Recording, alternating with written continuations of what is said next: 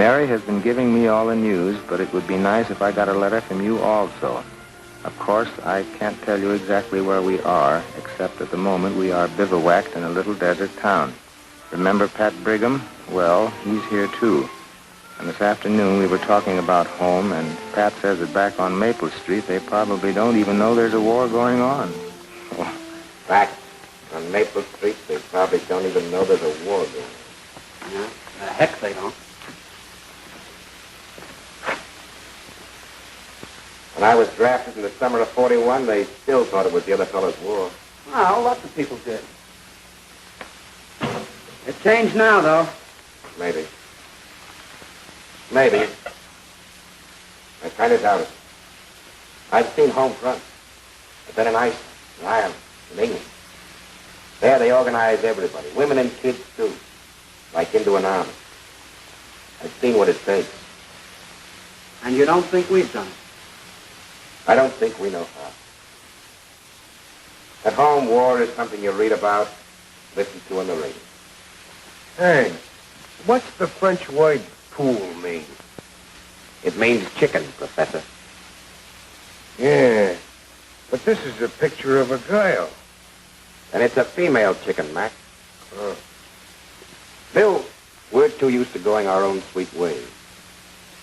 We're too wrapped up in ourselves to get together. No. Let's take Maple Street. Maple Street. Anybody think it was Broadway or the midway on Ashtabula? Nuts. It's okay. It's not a big city. Our block was pretty much like any other, I guess. Small homes, and stores, an apartment building. I always see Maple Street the way it used to look on Sunday.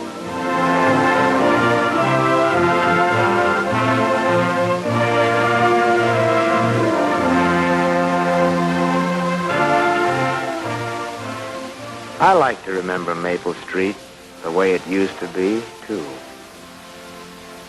We were just ordinary American folks like the Browns and the Kellys who live next door. I'm thinking of that last Sunday before Bill enlisted. Ben Thomas was tinkering around his car as usual. Look out there, Ben. When I stopped to kid him about it. Well, I guess we all have a weakness. He spends a lot of time on his car. And I, well, down on the railroad where I work, they call me Gabby.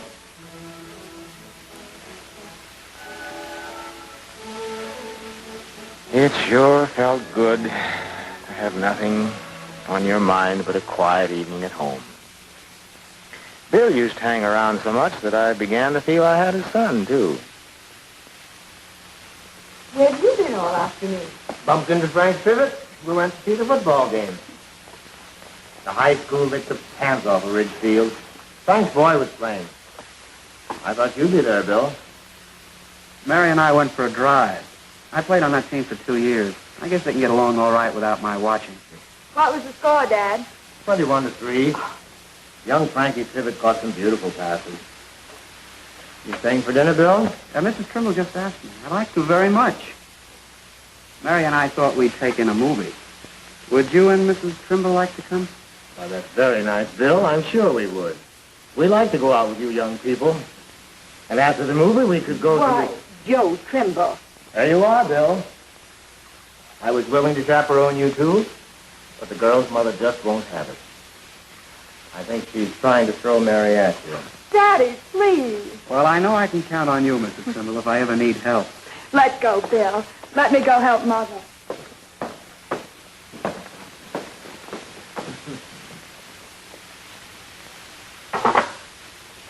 Any news tonight, Bill? I'll see.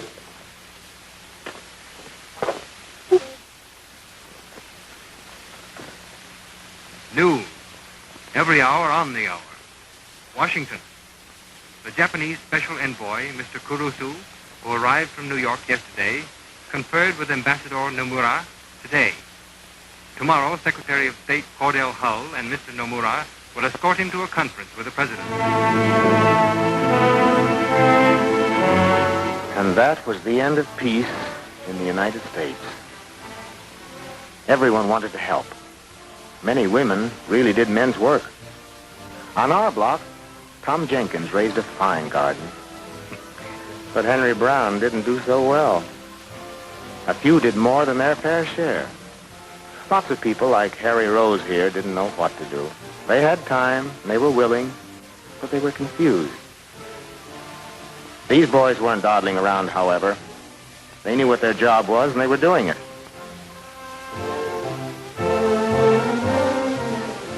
At first, the news from the fighting fronts was mostly bad. Then, as we heard more encouraging stories of victories, folks began to realize that even greater efforts were necessary, and that they would have to team up just the same as our armed forces.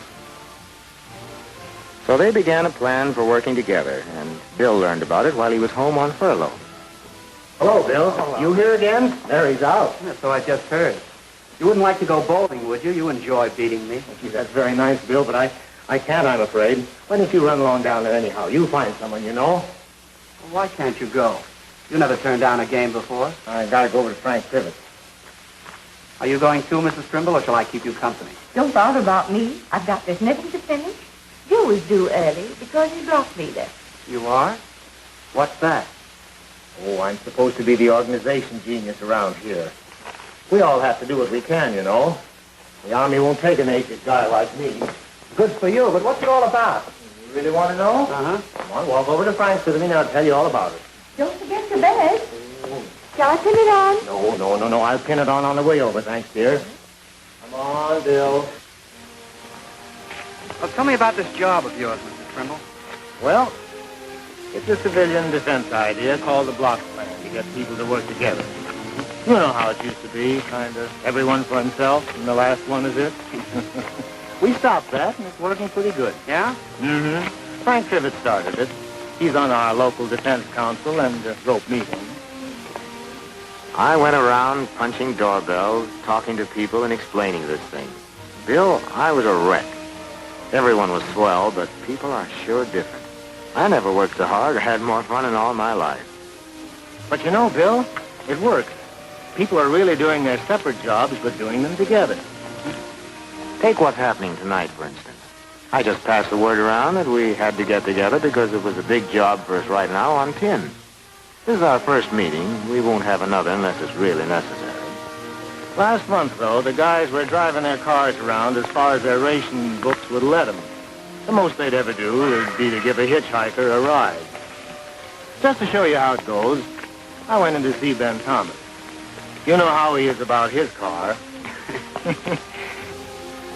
He's working at a defense plant, was driving down all by himself every day. He has to drive, living way out here on the edge of town. But I showed him a way to make his car last longer and at the same time helped to carry out a plan which block leaders all over town were working on. It was simply that neighbors with cars would take turns and also carry some of those without, so they wouldn't have to jam the streetcars and buses. Ben was willing, but he pointed out that nobody in our block went to the same plan. That's where I got in my clincher about the beauty of the block plan. First, I said, we can team up all of the people in our block who work in the same part of town. And then for those that go to different places, we can quickly get in touch with block leaders in nearby neighborhoods and pick up the men. Oh, well, how about the girls? Men are getting scarce. Oh, sure. In fact, there are a lot of women that are block leaders. Perhaps the majority do this work. And they're better than men, of course, on household problems. You going bowling, or do you want to come in? Mary will be along later. Sure, I'll come. I'd be glad to. Fine. How are you, Joe? Hello, Bill. Joe, come here a minute, will you? You know everyone, Bill. Excuse me. Yeah.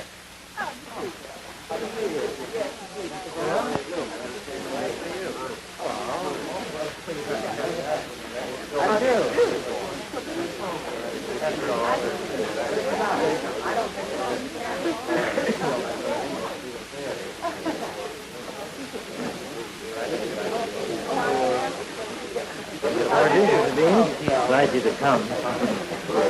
Good evening. Hello, Joe. Well, Bill? So this is the way it works, eh, Joe? Mm-hmm. Looks complicated. Oh, not really. The folks understand it very well. You can see that it had a lot of handling. Let's call this Maple Street. Then this is yours truly right here. All our instructions come from Mrs. Grace Peroni, the sector leader. Here she is up here. Now, all of us in this section and nearby sections work together under one zone leader, and all the zone leaders work under Hugh McDonald, the chief. And so it goes up the scale to the War Services Board of the Defense Council. Now you can see how we were able to work out the car sharing. Joe, if you want to talk, you better get going. Everybody here but Mary. Okay, everybody.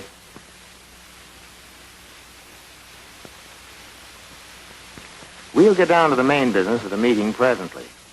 But I was just telling Bill that our car sharing is going like a round robin. And I think you'd like to know that after a vacant room survey, 3 families gave up their spare rooms. Now that many more defense workers have a place to live. And on our V-Book drive, we did pretty well on that. Got 4 boxes from our street.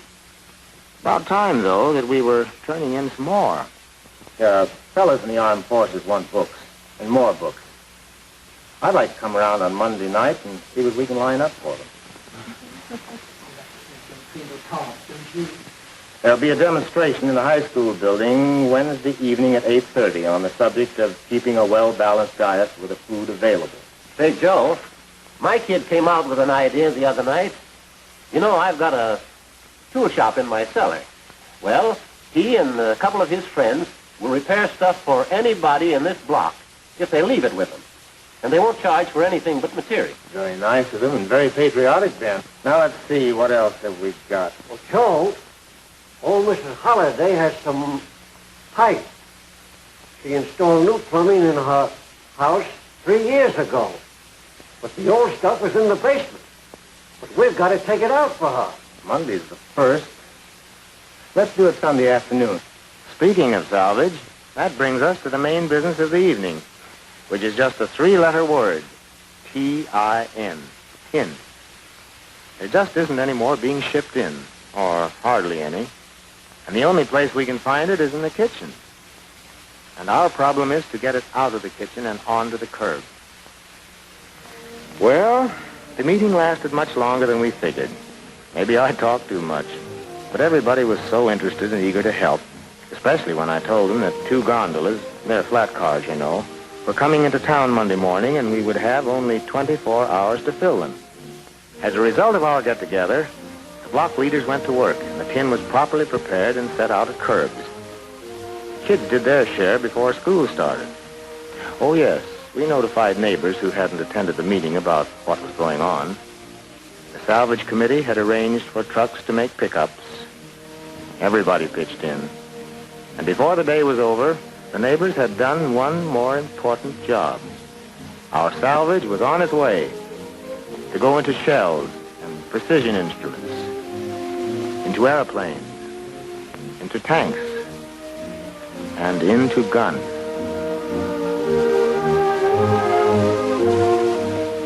Okay, Bill. So they are on the bull. I'm glad to hear it.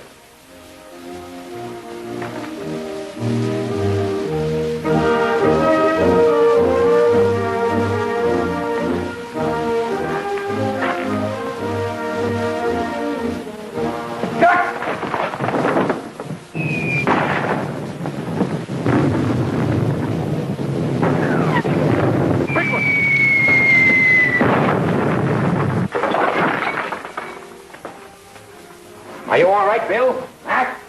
Yeah. Go to it, boys. And Bill is right about the folks at home. We are on the ball.